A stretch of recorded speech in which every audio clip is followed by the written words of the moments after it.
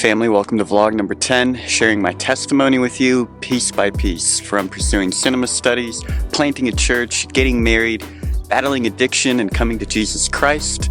Thank you for tuning in. It was right here in 2018, Madison and I had a retreat, and we brought a bunch of people out, hiked to the top of Smith Rock, and just preached a lesson about a need to bring hope to the city. And this is where the mission team, the dream, was inspired. So I was born in southeast Portland, Oregon. Milwaukee, the town was called. And my parents were separated as long as I could remember, but I was still able to experience a lot of love in my family. I went to a private school for 12 years. It was an Assemblies of God Christian private school. So there I went to chapel every Wednesday, and I probably went to church almost every other weekend. You know, I grew up in the church. I thank the Lord for giving me the things I need. I grew up reading Bible stories, listening to inspirational news about missionaries around the globe. So much so that in second grade I said, hey, maybe I could be like David Livingstone. It sounded like such a life of adventure. But I didn't really have that personal relationship with God. I was just admiring God's splendor with the relationships He put in my life, with the beauty that I saw throughout all of Oregon. So fast forward to high school. I was a big fish in a small pond in private school. Then I started going to public school, joined the wrestling team, joined the theater program, a bunch of different cliques, tried to fit in, experienced a lot more diversity, people with different beliefs, and I was a prideful, high horse goody two-shoes. I judged people. I thought I was better than other people, and really I was just living my life as a hypocrite, wasn't better than anybody else. Eventually at my Baptist church, I decided to get baptized my senior year of high school because everybody else is doing it. I remember my Baptist preacher saying, I don't know why we baptize, but it's in the Bible, so we're gonna do it. And I thought, okay, I'll just obey whatever it's for.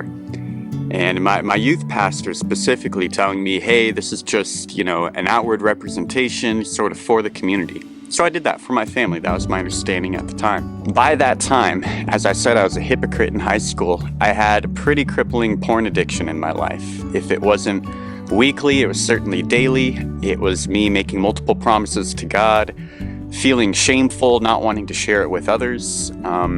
Just a real guarded part of my life that kept having to be bigger and more novel and more of a high, more of a rush, more of an experience.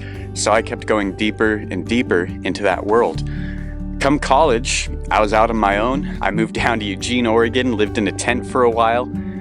Then I lived on a farm as a woofer so that I could find an apartment and a job in Eugene, Oregon, so that I could attend the University of Oregon.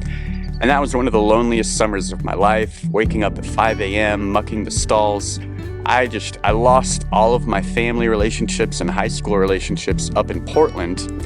And I started praying to God. I said, God, I know I need to get plugged into a community. I know I need to have a relationship with you, and I'm out here alone, and I don't really know how to do it, God. So then it was the very first night, moving into my college apartment. I hadn't even unpacked my boxes yet. And one of the very first times I set foot on the U of O campus, I was out there searching for Wi-Fi, and I was sitting on a bench trying to connect to the campus Wi-Fi, probably so that I could look at stuff that wasn't any good. And a couple of gals walked up to me and said, hey, would you like to join us for a Bible discussion? And I said, yeah, this is kind of exactly what I've been praying for. I just need to go back to my place and find my Bible. So they said, okay, great, we're meeting down there.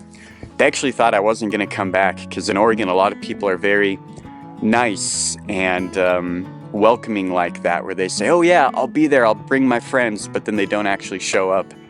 But I did show up. I went, I got my Bible, I came to the Bible discussion, and I kept coming to it probably every other week for the next few months. School started. Some of the disciples were in my same class going through the U of O. That was 2013, so graduating class of 2017. As much as I was making Christian friends, I was also making friends in the world. I wanted to experience the college lifestyle, the party lifestyle, and I did just that. I went to parties, I smoked weed, cigarettes, hung out with people who did far more, got drunk a few times, had girls over at my apartment, dated around with coworkers, just tried to experience everything that I could with very little restraint, and sometimes even telling myself, well, I'm a Christian, I can still go to these parties, maybe I can influence these people, but that was pretty foolish. I was totally outnumbered. There's no way I was going to do that. And I didn't make an impact going to any of those college parties. Thankfully, after coming out to this Bible discussion for about 6 months, I'd experienced a lot of partying over the Christmas break, and I was away from the Christians for a while and back with my family for a bit. I decided I really needed to dig in deeper, and a few of the Christians invited me to study the Bible, the first principles of the Bible, to study it more deeply. I started reading the Bible daily and praying daily and actually going after my own relationship with God and developing my own convictions. And they challenged me to a life of discipleship, of reaching out to my classmates and baptizing them and following Jesus. They challenged me to repent and actually live the Word. So I wasn't totally convinced at first, but then we went on a retreat out to Lapine, Oregon, which is just south of Bend. That was spring break. And it was on that retreat, the brothers, they insisted on sleeping outside in like the woodshed.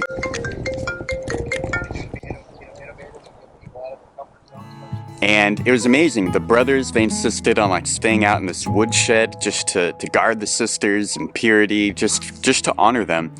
And everyone was waking up early and having these intense like hour-long quiet times, and we're going on prayer walks together around the forest, and we were practicing songs together and just lifting our voices and praising the Lord. I thought to myself, I've never experienced disciples who are this authentic, this devoted to the Word of God, and this devoted to one another in love. So after seeing the love of the disciples for one another that week, I decided I gotta be all in on this. I need to get baptized. I'm a sinner and my life looks nothing like this. Man, the night I got baptized, I was up counting the costs of discipleship until like 2 a.m. And then I got baptized. I felt so amazing, but Satan also came after me that first week. All of my friends in the world were wanting to come over, were wanting to do everything they possibly could to knock me down. And I really had to remove myself from that lifestyle. I know, got a new haircut this week. New cut, new me, just like when I was baptized, totally new person. No, not really. Still struggled as a disciple, as a baby Christian in college. And struggled because I was going for a cinema studies degree, and I was making student films and producing short films and being a part of feature film productions, and I wanted to go to Hollywood. I wanted to live that Hollywood dream and go to LA. So the next part of my testimony is being in college, trying to figure out what I really wanted to do with my life. And as much as I was falling in love with my own dream of who I wanted to be, I was falling in love with God and His dream of who He wanted me to become. Hey, sweetie, can you tell the vlog why you fell in love with me in college?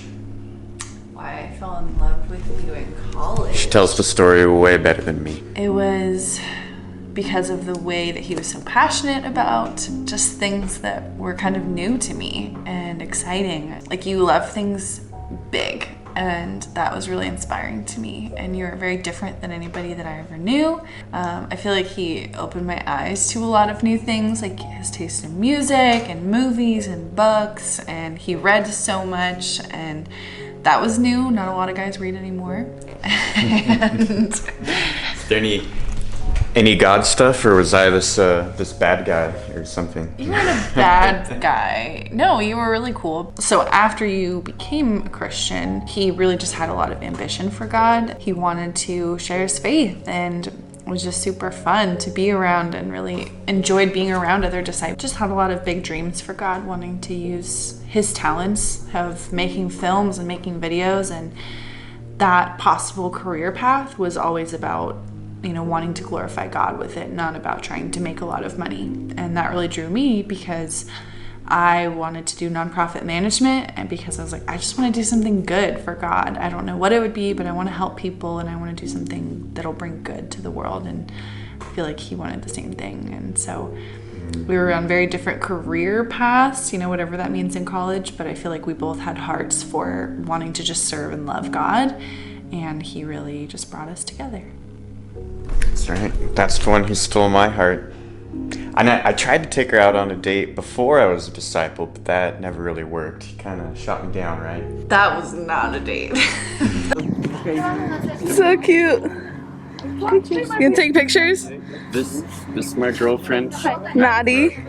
Maddie Brooke. I love her a lot. I want to lead her to God, and she's my fairy tale and just my dream come true. Aww. Nothing more. Oh, so cute. There's about 25,000 students at the U of O, so I always thought about it as Madison being one out of 25,000 women who is in the Word, refining her character, evangelizing, sharing Christ with others, and even wanted to lead a church someday, was open to that, being a women's ministry leader. 1 out of 25,000. And she was so inspiring, her heart for the Lord, her heart for bringing other women to the Lord.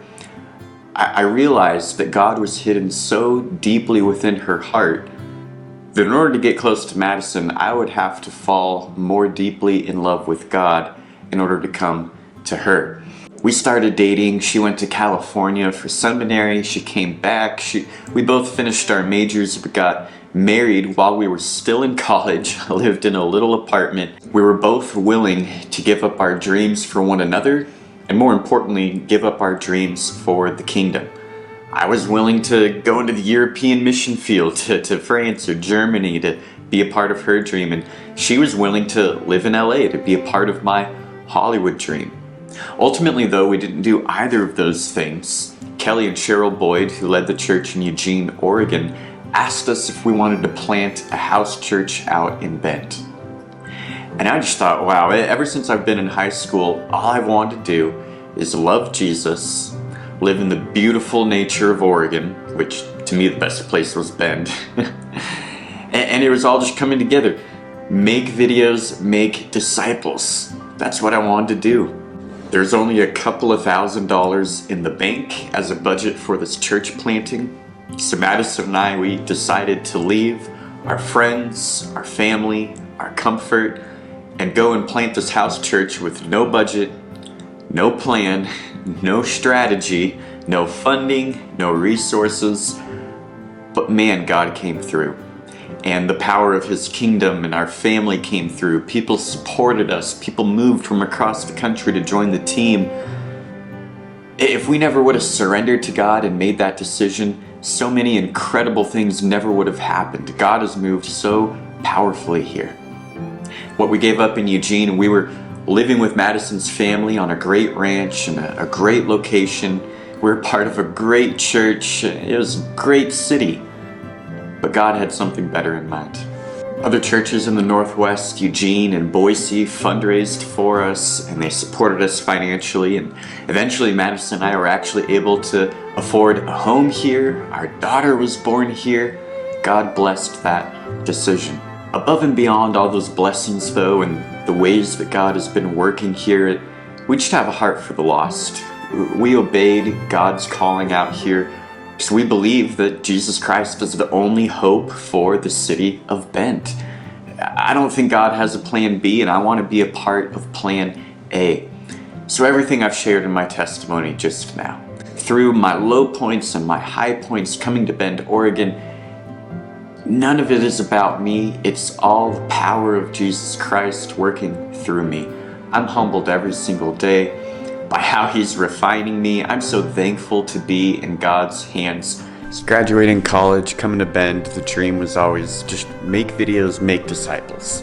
But marrying Madison, having beautiful daughter Saoirse, it quickly became make videos, make disciples, make a home.